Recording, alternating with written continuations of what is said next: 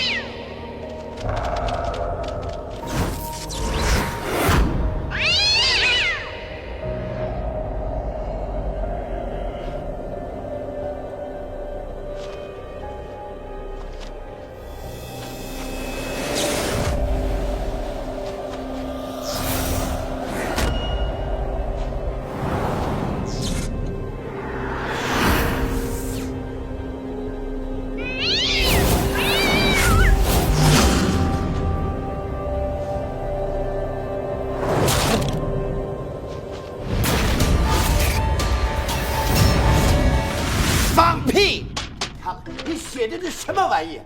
上次是无脸女，这次又变成了残疾女了。不是，主编，她不是残疾，她是那个手指甲。闭嘴！虽然咱们是民间怪谈的板块，但是你写的东西千万不能糊弄，好不好啊？主编，您要是觉得这篇稿子不行，我还准备了一个天国宝藏的故事。够了！拿着你的手稿，赶紧擦你的屁股去吧！我告诉你啊，你要是还想坐在这个办公室上，你就给我踏踏实实的给我写出点吸引人的东西，否则我就摘掉你这个报徽，给我滚蛋！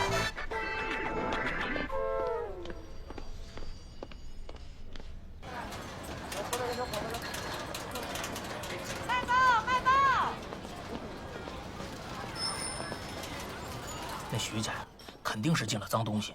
什么东西？这徐家呀，是咱们镇上著名的大户，主人叫徐生江，先祖是靠贩卖私盐起家的，后被朝廷查封后，就改行做了药业了。徐父呢，所以给他取名叫徐生江，寓意就是永不触碰关进的私盐行业。这徐父死后啊，儿子就专心做药业。药品质量不错，又齐全，这药业呀做得非常有起色。后来，很快就成为富甲一方的大户了。再后来，置了一位朝廷官员低价变卖的宅院，徐生江啊雇佣了最好的木匠、瓦匠，挑选最佳的木材，对此宅进行了一番翻修。后屡有匪患滋生，故续加了围墙和碉堡。来，快点进来。徐生江娶妻，有了子嗣，老大叫徐福陵，老二是个女孩，叫徐枸杞。少爷好，少爷好，少爷好，少爷好，少爷好。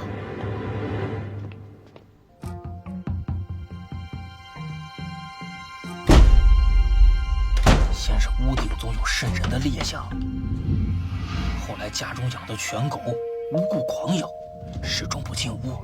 后来管家钱财丢失，徐生江便跟踪老大徐福陵，果真是徐福陵盗取钱财，但他把全部的钱给了女儿徐枸杞。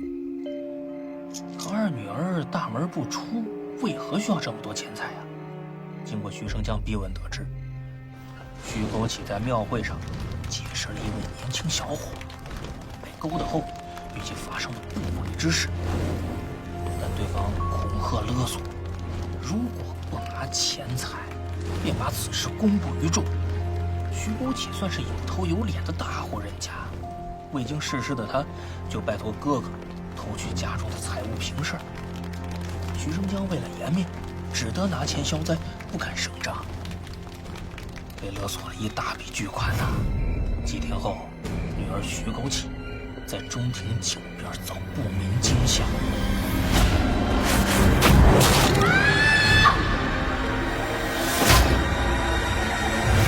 胆都吓破了，晚上都不敢出门。哎，老边，刚才你们说的那徐家宅子在哪儿啊？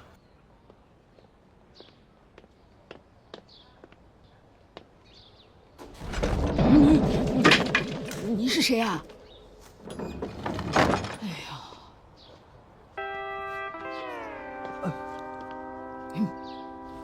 大姐，小意思，拿着，快快。你做什么的？我看大姐一定是人美心善，我呢，记者，向您打听点事儿。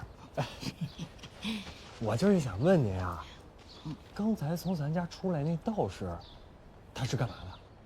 捉鬼。捉鬼？啊，府上真有鬼？那捉到了吗？怎么捉的？您快给我讲讲。拿着头目剑，有杀鸡，有杨幂，念了半天咒，最后嗷一嗓子喷出鲜血，说已经抓到房内的邪物了。抓住了。哎，那这道士是您家主子请的？夫人雇的。哦，那这样吧，姐，您长得那么好看，我给你照张相片。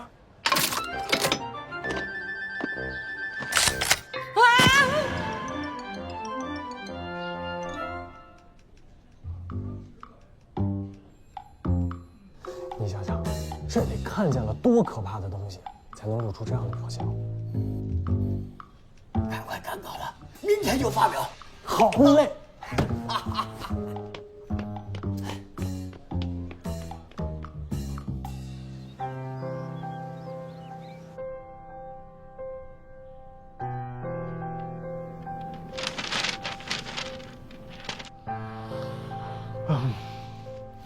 赶快赶稿了，明天就发表。如果我要是可以入宅采访，一定可以引起更大的轰动。如果我要是可以入宅采访，一定可以引起更大的轰动。嘿嘿。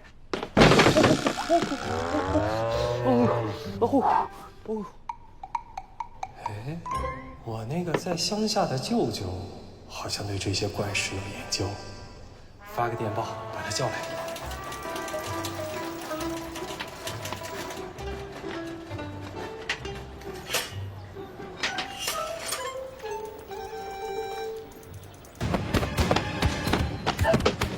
哎，站长，问您一下，交通来的车到了吗？到了。哎，就这辆。哎，别打了，走。向您打听个人呗，就是有一个浓眉大眼的巨学昂的人，您看见了吗？啊？这么说吧，他呢40来岁，是个干木匠的，皮肤可能有点黑，小时候在少林寺练过武，一看就和普通人不一样。嚯，什么大人物啊？也不是什么大人物，我舅。没看见。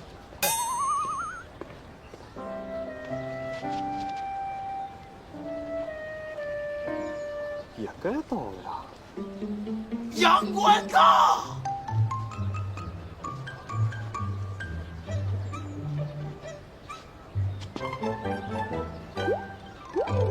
舅，我刚开的，你为什么不帮我？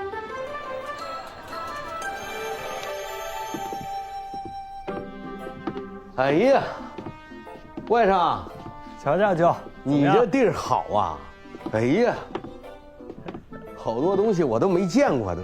这是省城，当然不能跟老家比。这是啥呀？跟向日葵似的，这沙发。哎，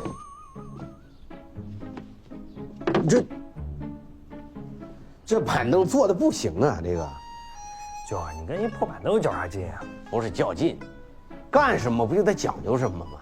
你不能有干榆木啊！你别跟这板凳较劲了，来，坐。哎，舅，咱这木匠，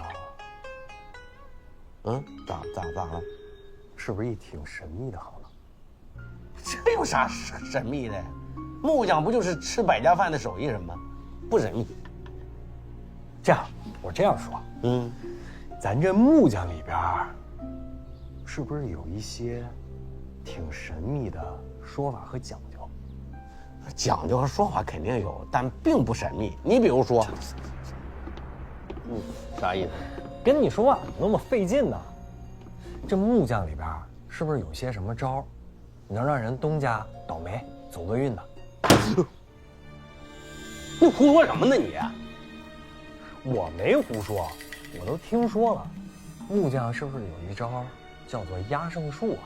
谁他娘的跟你说这些乱七八糟、蛊惑人心？这不是胡说八道？行，舅，我是真佩服你，嘴是真硬。什么叫佩服我嘴真硬？压根就没有的事儿。啊，当然了，也确实有个别人不讲道义，是吧？拿这个蛊惑人心，骗人东家钱财，这太可恨了。这个，行，舅，我也不给你卖关子了。是这样的，最近呢有一士绅大院，特别有钱，但是霉运不断，恶事连连。有人说可能是沾上了什么脏东西，还有人说就是之前的木匠给他们家下了压胜术。你千里迢迢让我过来就干这活的？舅，你就当是积德行善，也算是帮我完成了采访任务。这徐家正请一帮骗子跟那儿做法呢，你给他们破了，不也算是好事一件吗？点燃普通的火纸，第一，燃烧的速度很慢；第二，产生的灰烬很大。而这种朱麻纸，只需要在上面轻轻地涂上一层硝，点燃之后，第一，燃烧速度很快；第二，基本上没有什么灰烬。真是这样。这个碗，确实就是一只普通的瓷碗。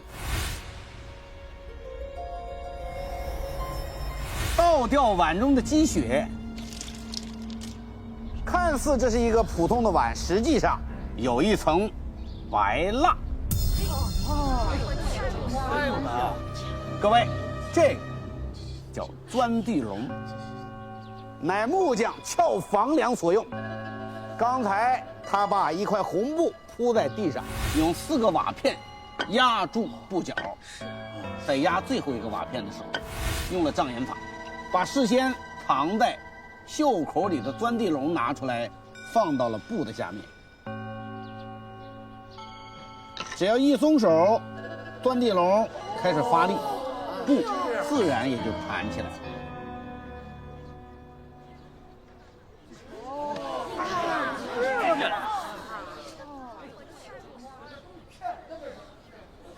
骗人的东西。是啊，这几个骗子，今日到此为止，请回吧。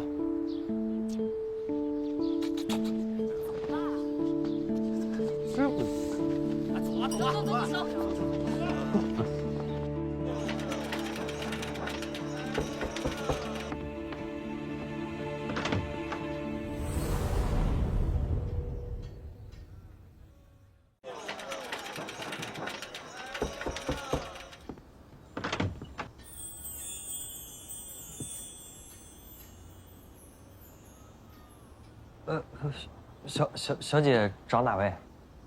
打扰了，刚才随着你们从徐家过来，有事想打听。好，快，请进来，进来坐。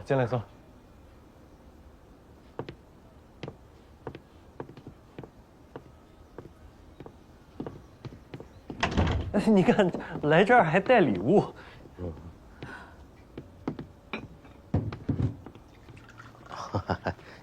来，喝水。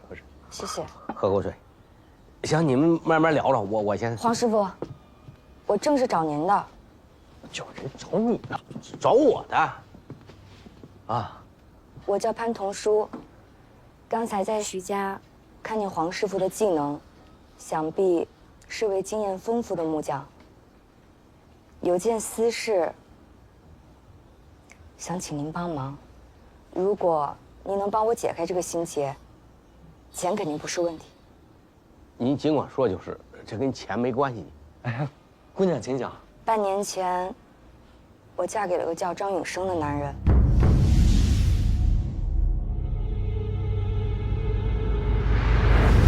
不要水吧。他总是心事重重，以身体欠佳为由，不与我有肌肤之亲，但和我也算相敬如宾。后来却发生了一件怪事。允生，去哪儿了？快快进来，别着凉。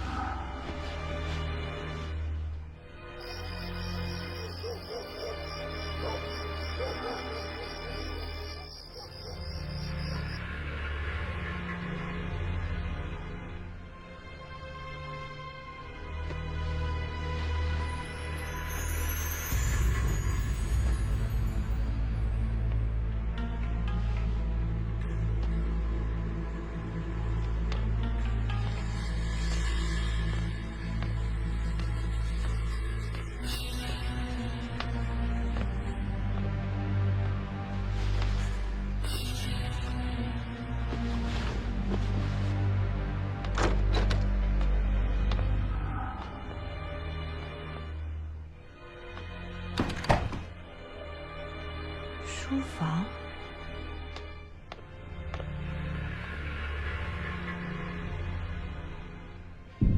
知道你等了我很久，寄你的信，我总送往邮局。我不喜欢放在路边绿色邮筒中，总疑心那里会慢一些。虽然这条信永远不会落到你手中。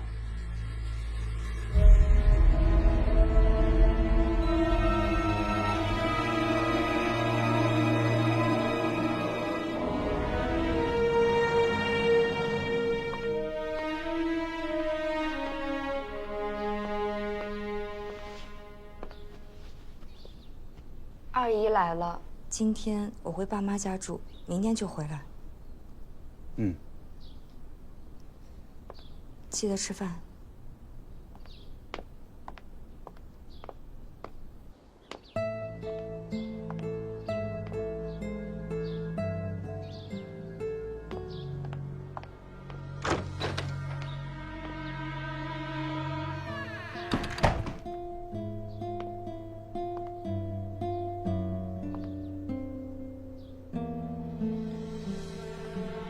他那天到底在跟谁说话？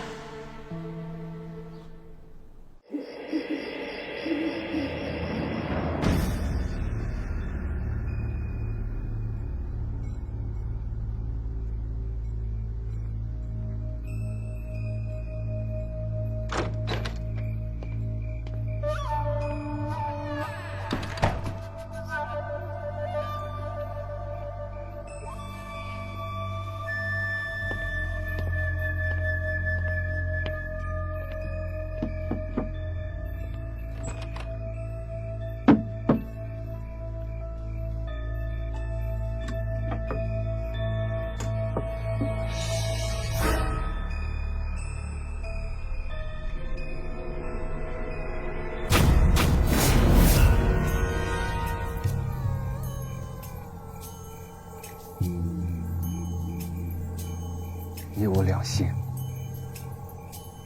一生缔约，良缘永结，匹配同者。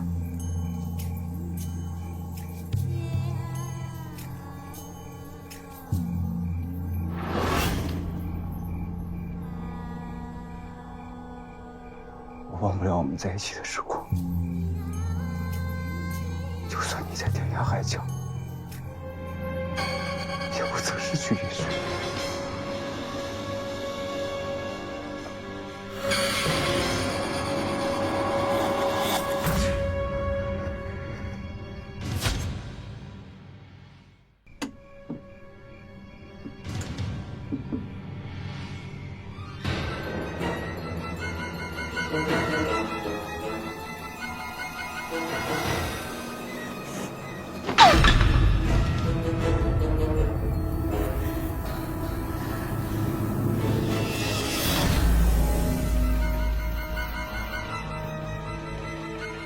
雨生，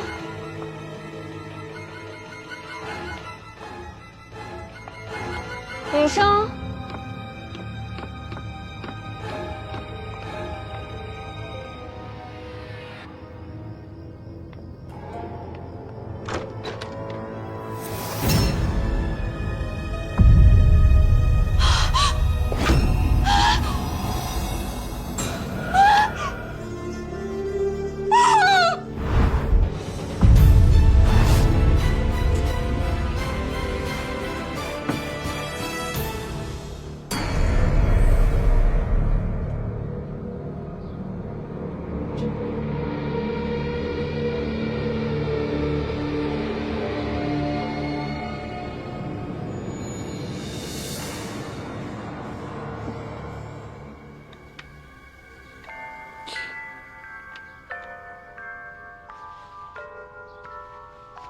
关一某，关一某，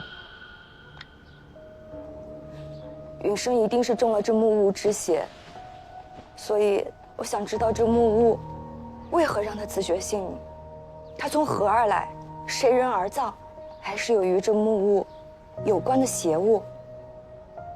我实在求助无门，所以只好来找您。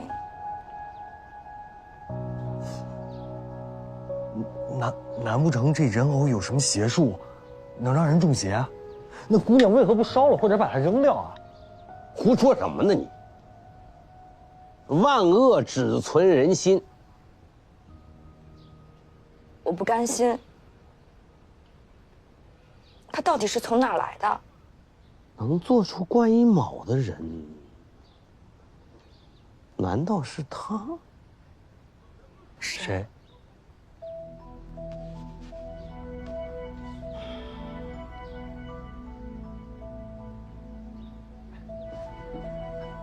潘小姐，你放心，我舅肯定能帮你。哎，你别把话说的那么绝对，万一咱帮不了人家什么忙，别耽误事儿啊。舅，就你那能耐，怎么就帮不了人家了？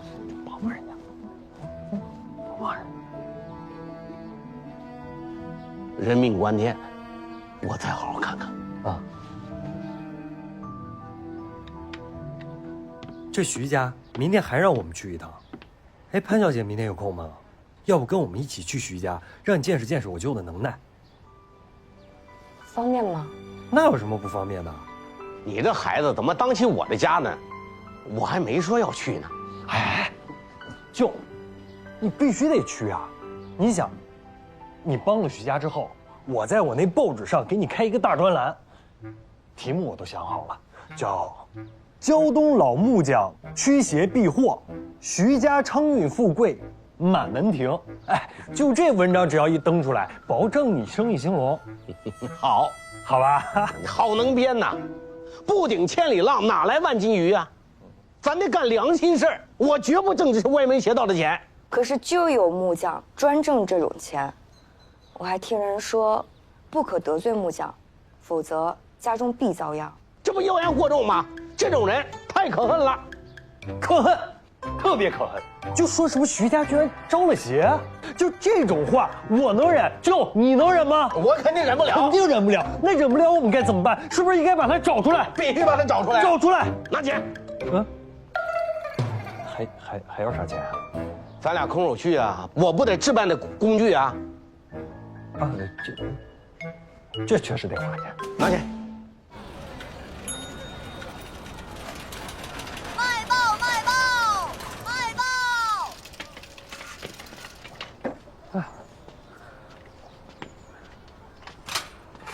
哎，舅啊，昨天你说那他是谁啊？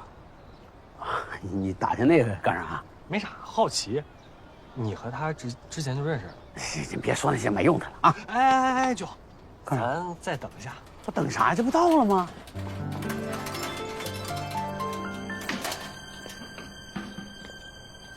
潘小姐。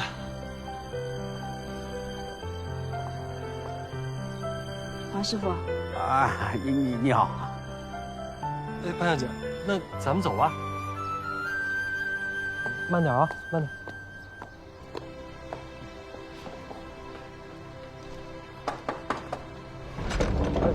慢点，慢点，慢点。哎，舅。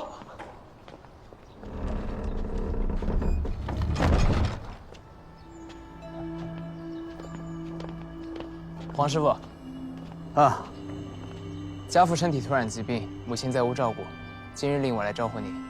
好，我说什么来着？那些人可都是骗子，肯定治不好病。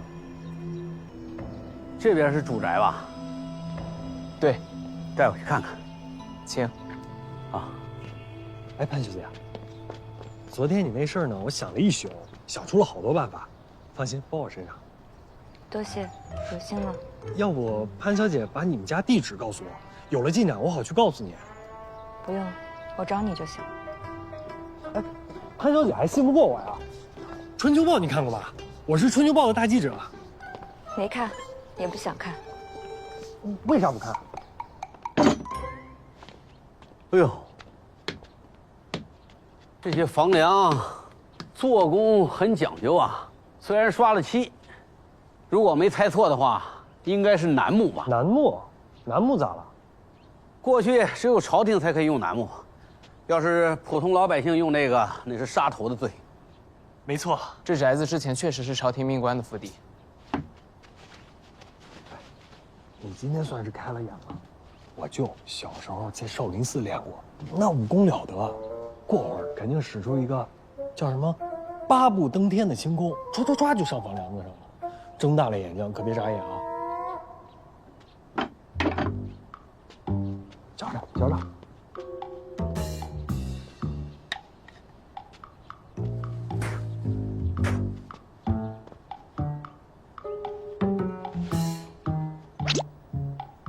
我拿马蹄子。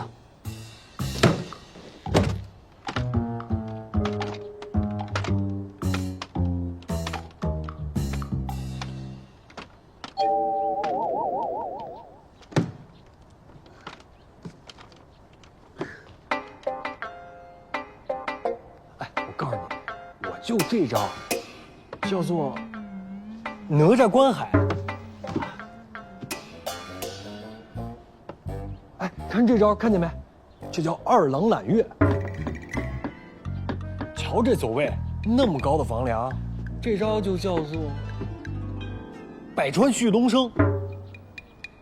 这招啊，叫做龙王归四海，就是它可以通过那木屑啊分辨木质材料。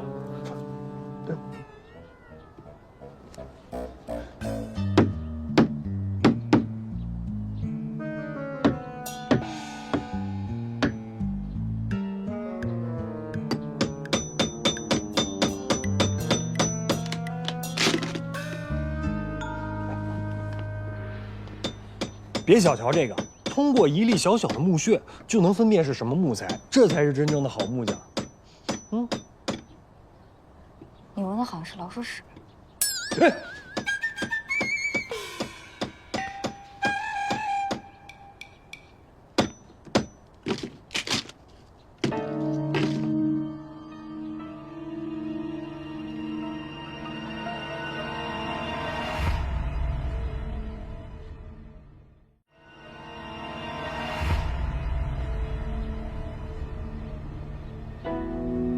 家中中暑，鸡犬不宁。木老鼠有什么玄机？这玄机可大了。这个老鼠在古代叫做什么来着？压胜术，也叫厌胜术，就是取压而胜之的意义。这种巫术应该在商周时期就已经出现了。相传在唐朝江堰决口，就是鲁班爷用了一块石头犀牛去验胜，最后遭天谴的故事。咱家果然遭到暗算。来人，把当年翻修的木工瓦工名单全部找来。少爷，年代实在太久，全都找不到了。不过还有一个人，当年老爷曾帮过他家，每逢过年皆来拜年。记得是孟瓦匠，近些年身体有疾，不再来拜年。难道是他？不管是木匠还是瓦匠，都是吃百家饭的手艺人，做人做工做事靠的是良心，怎么能干这种事儿呢？那只木老鼠是谁放的呢？这不是压胜术是什么？我们家确实遭到了恶咒，这是事实吧？啊，是。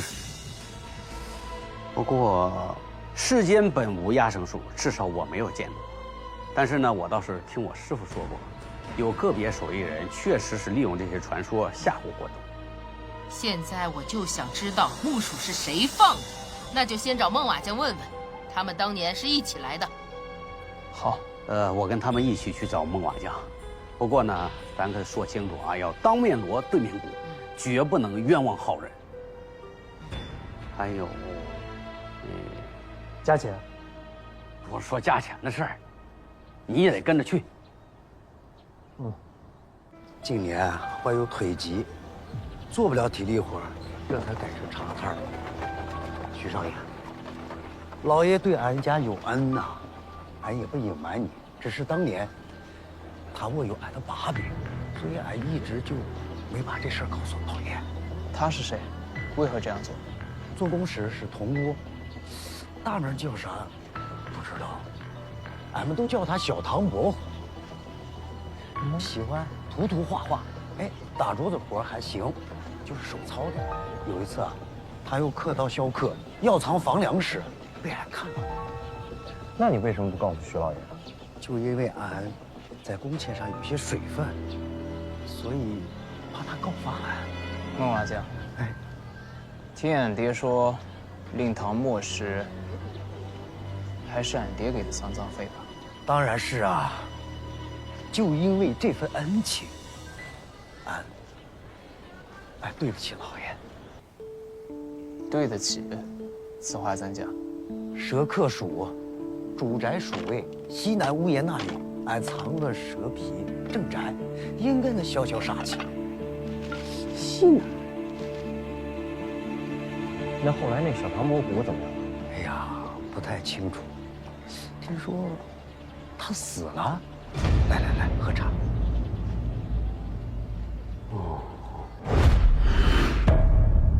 黄师傅，请坐。哎，好了，夫人好。这是感谢黄师傅破除家中恶煞，这点小意思不成敬意。我们家老爷身体欠安，不便出来答谢。夫人您这客气了，举手之劳不足挂齿。那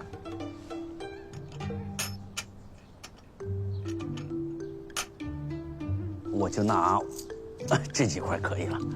该拿的钱，我不少；不该拿的钱呢，我分文不取，这是规矩。舅，这工钱和东家的赏钱是两码事儿。没干多少活，你多拿钱，我心里不安。我舅，老顽固一个。我冒昧的问一句，家中是几室几卧几房啊？7室5卧8房。那您说的和这个图纸上好像对不上啊。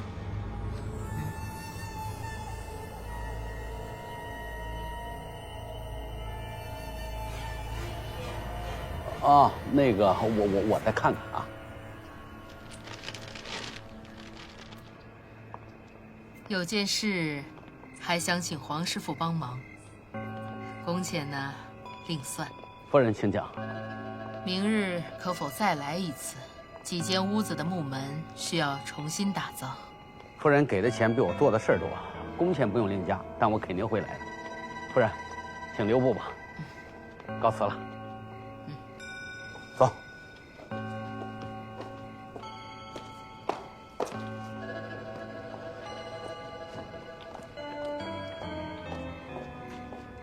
黄师傅，那我先回去了。好，那您慢走。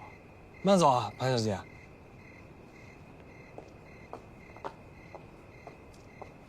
哎舅，你说这徐家那么多怪事儿，真就是因为那老鼠？跟那一点关系都没有，但是这里边可能有不可告人的秘密。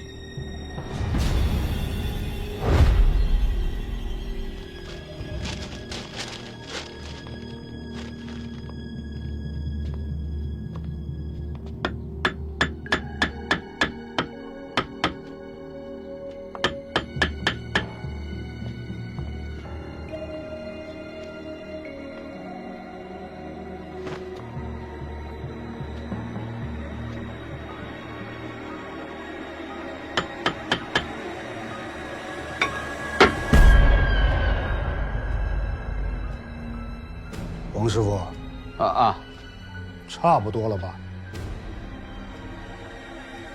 啊。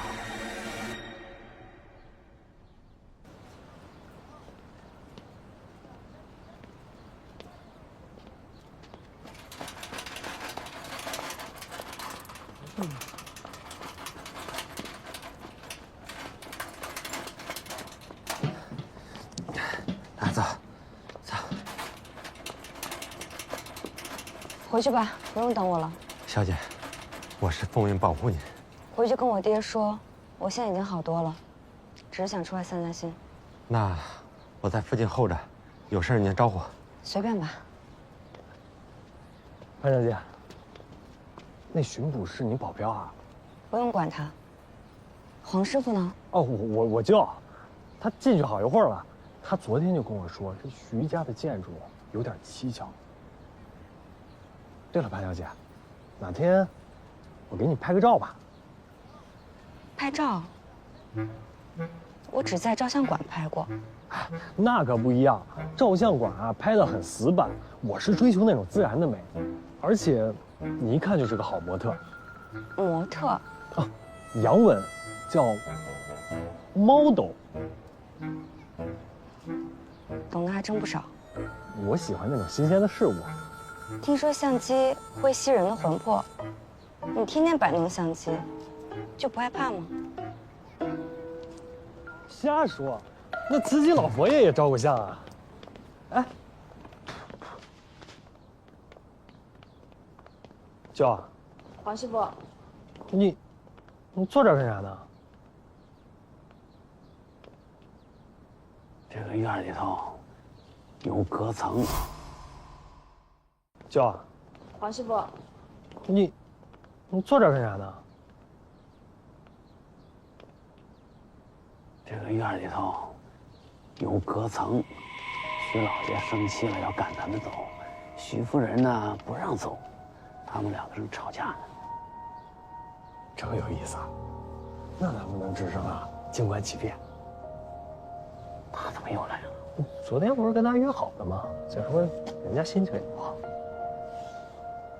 哎呀，你别拉住！你听我说，要说什么？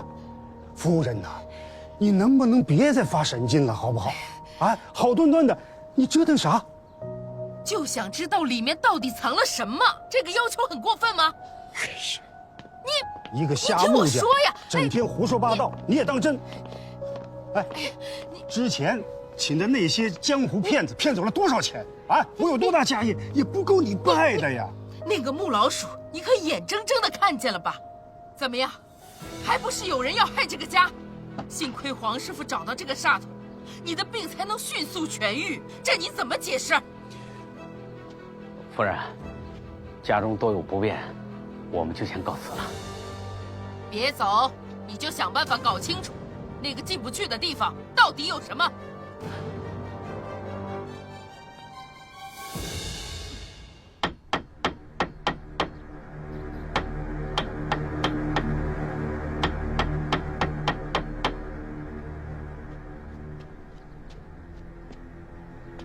夫人，很明显这个墙后面应该是空的，但是呢，现在没有办法过去。那是不是有暗门什么的？哎呀，作孽哟！这房子是前朝廷官员纳拉尔加所建，这万一日后人家要是回来，住口！那还能有什么办法能找到入口？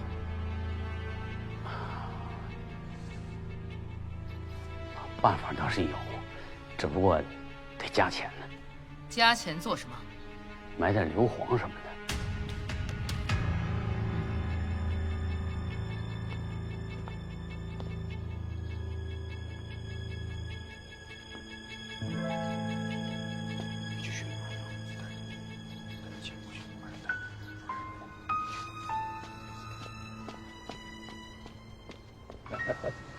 这次给你添麻烦了啊！是谁要纵火的呀？谁呀？给我站住！哎呦，这个长官，我们这儿没人送错。纵火，我就是这家主人，没人敢纵火。哼！你不是在西城捣乱的外地人吗？证件来，跟我巡捕房走一趟。啊，别！周大庆，我就是周大庆，别乱扎人。这不是潘大小姐吗？您怎么在这儿呢？我在哪儿，你管得着吗？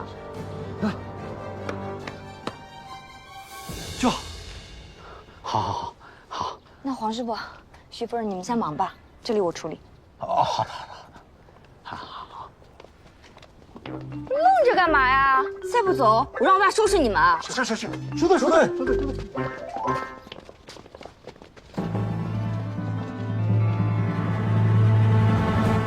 就这不是个枯井吗？确实是个枯井，而且里边还有通道呢，你只管盖好就行了。来，快！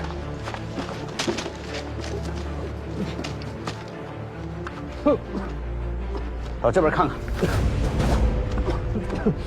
看好他。爹。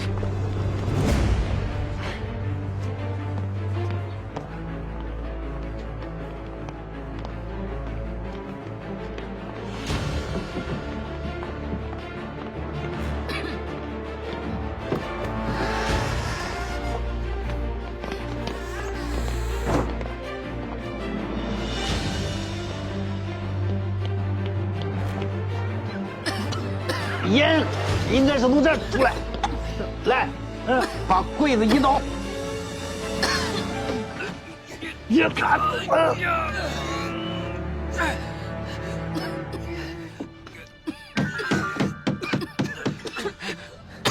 停，里边好像有人。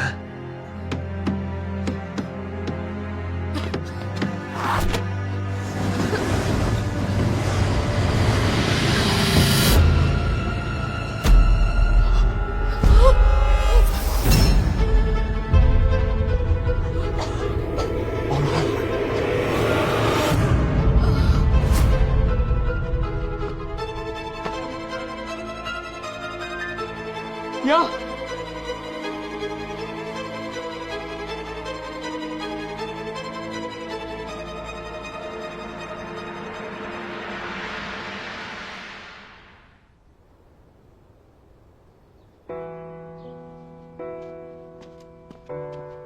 老爷，夫人怎么样了？夫人已经送去医院了。爹，这一切到底怎么回事？这一切还要从接手这个大宅子说起。这个大宅院的原来的主人叫纳拉尔加，在朝廷担任要职。大革命开始以后，他便把这个宅院卖给了我，然后自己仓皇逃走。纳拉尔加有一儿一女，男孩叫纳巴图，女孩叫纳奥兰。当年，纳奥兰正值18岁，长得亭亭玉立。他为了有口饭吃，就混在佣人当中。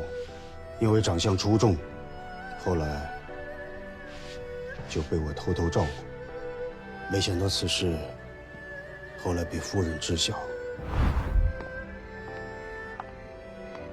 夫人一气之下就殴打了纳奥兰，在殴打的过程当中推倒了药架，药架上正好有一瓶腐蚀性很强的药水，就不小心砸到了纳奥兰的脸上，导致他毁容。后来我就把他偷偷养在地下室的夹层中，对外人就说他死了。这件事情才慢慢平息下来。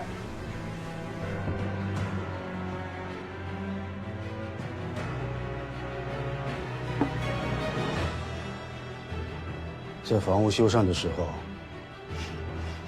我就让纳奥兰的弟弟纳巴图跟着一起做木工活，因为对他谢杰心怀愧疚。但是他不知道他姐姐还活着。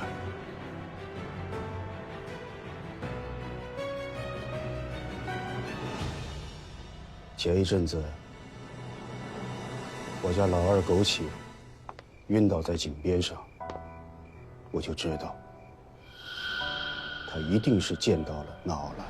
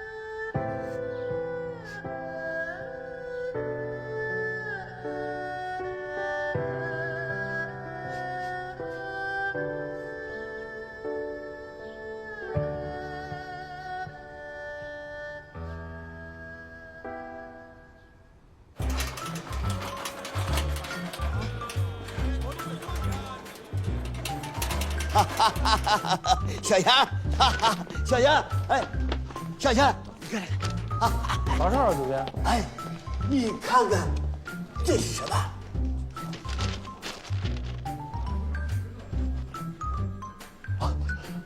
广告。你再看看，这个是什么？西洋牙粉。不容易呀、终于出广告了！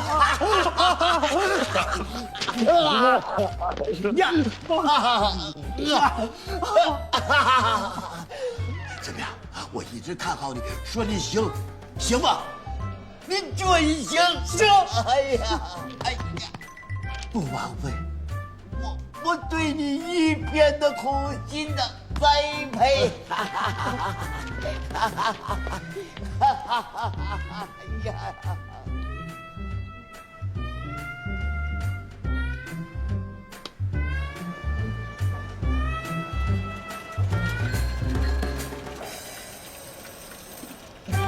好，谢谢。Thank you。我告诉你啊，关刀，我家电话以后不能打，那是我爸专线。那，你把你专线给我呗。我哪有专线啊？我有你的专线。你有？嗯，不想知道吗？没兴趣。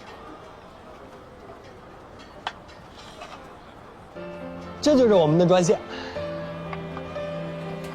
百香丽牙粉，盒子还挺好看。专门给你买的，正儿八经的瑞士货。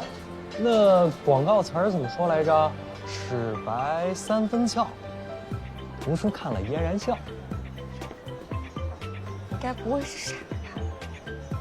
那你还跟傻子一起出来？我跟你出来就是想要告诉你，以后千万不要给我家打电话。万一我爸接到了，那后果非常严重。你怎么知道我家电话号码的？我们编辑部有全连城的电话本，咱爸是探长，想找到不太容易了。别说咱，你是你，我是我，早晚还得是咱。哎，黄师傅呢？咱就去做零工去了，停不下来，老财迷。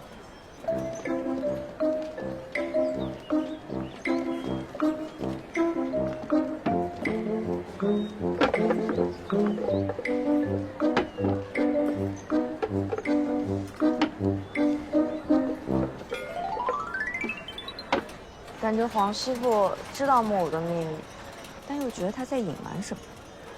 他身上故事可多着呢。哎，对了，你还不知道吧？他不是我亲舅。不是你亲舅舅？这事儿呢，说来话长。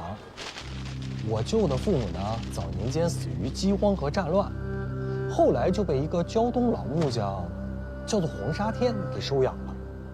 二人呢，虽然以爷孙相称，但是这黄沙天还是把沙子辈儿赐给了我舅。别看我舅现在那样，小时候特爱玩拨浪鼓。师傅，哎，拿着玩呗。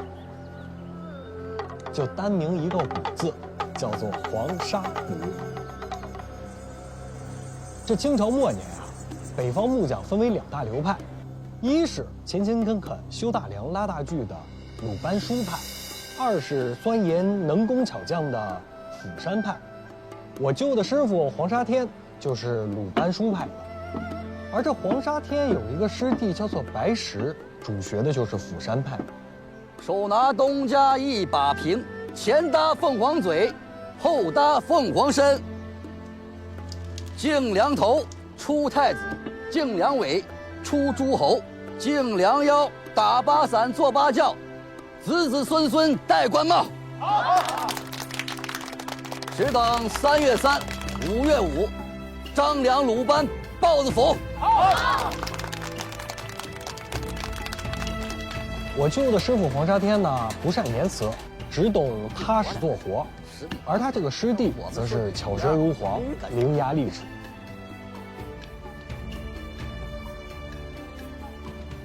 这白石的儿子叫做白斗，给父亲打的小工，虽然志气未脱，但木工功法却是上乘。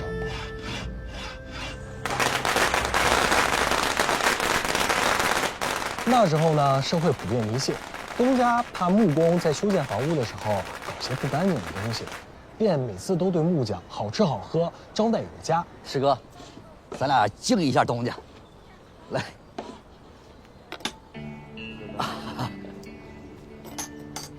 哎呦，谢谢。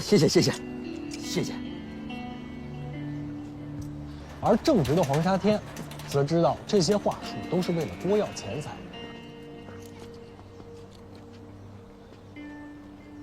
你又多收东家钱了吧？师哥，你这管得太宽了，你不累呀？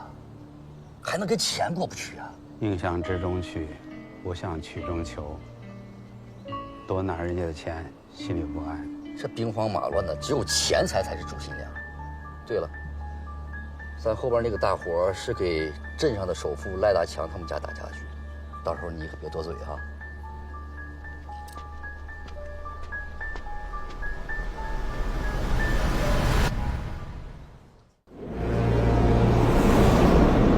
请。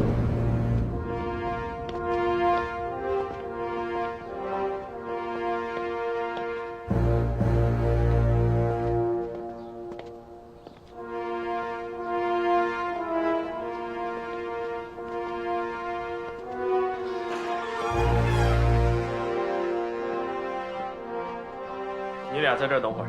啊。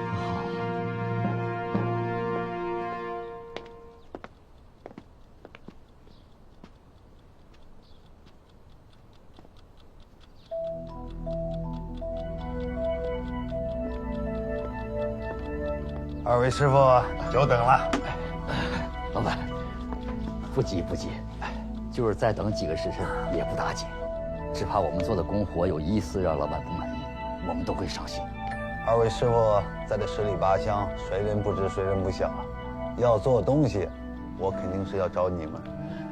屋子里呢，要做几个八仙桌啊，还有2个万宝阁啊，再做调皮打屁股就好了，干嘛把人家的玩具呢？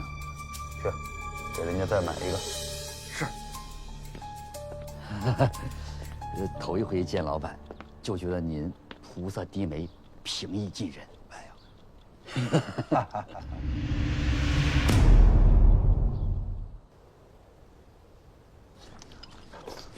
坐下，吃饭。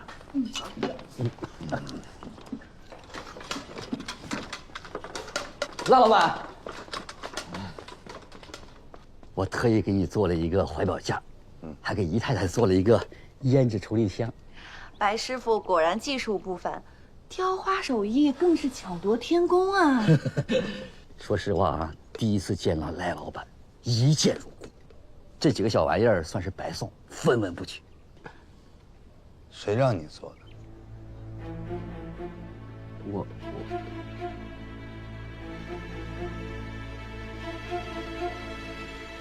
赖吧，看完眼下了。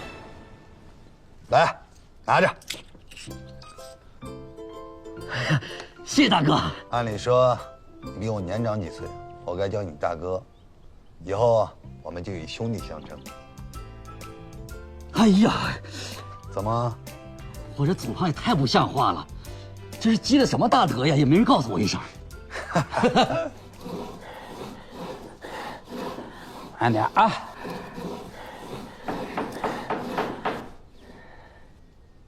哎呀！孩子，哟，流血了！哎呦，哎呀，小心一点啊！哎呦，疼不疼？怎么回事？哎呀，破了呀！哎呀，快去把医药箱取来。使不得，夫人，这点小伤对我们手艺人是常事儿。其实啊，家父吃的也是手艺饭。我知道干你们这行不容易。小时候啊，我常帮爹包扎伤口。哦，来来来。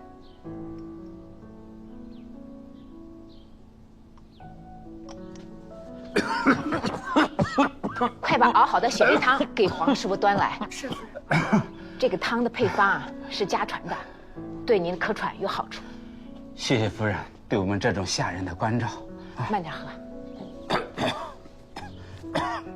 其实啊，我跟大强也曾是穷苦出身，起家的时候一穷二白，什么都没有，今天的小富小贵，也是大强自险中求来的。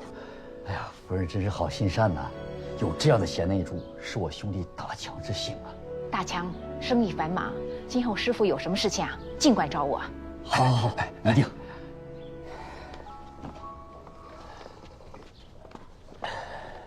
那个晚上大强兄弟请我喝酒，白斗给你做工。啊，这活的进度迟缓，咱们什么时候能交工啊？你急个啥？那现在老板都是我兄弟。来喝。哎呀，来吃点东西。生意上要去趟华州待一段时间，估计回来的时间啊，你们已经完工了。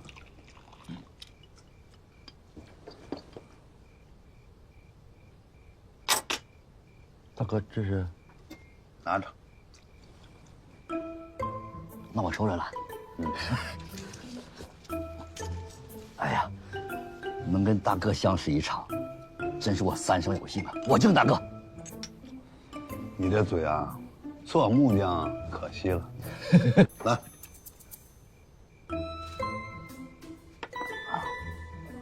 来，来，吃。大哥，今天喝的有点多了，我斗胆想问问，也不知道当讲不当讲。说嘛，都是自己人。那个，大哥，您这次出门时间不短，你有所担忧吧？兄弟可以给你担忧。你呀，你忧心的跟二姨太有关系。我给你讲个故事，木匠中，釜山法，你知晓吗？我就一粗人，哪懂得这法那术？有啥你就直说。这个釜山法中啊，有很多这种榫卯结构，其中有一种榫叫鬼罗汉，在明朝有个廷尉叫张茶，他老婆经常在他外出的时候跟别人私会，这张茶受高人指点，得到了一个木塞，这个木塞的榫就叫鬼罗汉，将它安装在家中床下，一旦承受为双人，这个木塞不知不觉弹出，张茶就用这个成功的拿到了他婆娘出轨的凭证。有点意思。来，就当个故事听哈。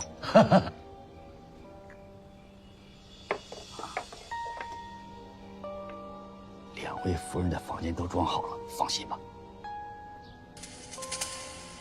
加的没必要吧？